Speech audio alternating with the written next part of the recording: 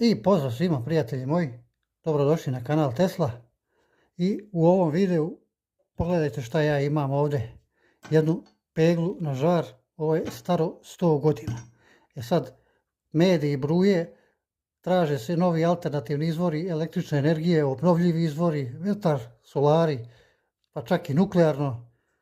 Sad evo alternativa, naše bake i prabake, malo žara tu ubace i isto su završavale peglanje kao i ove današnje domaćice.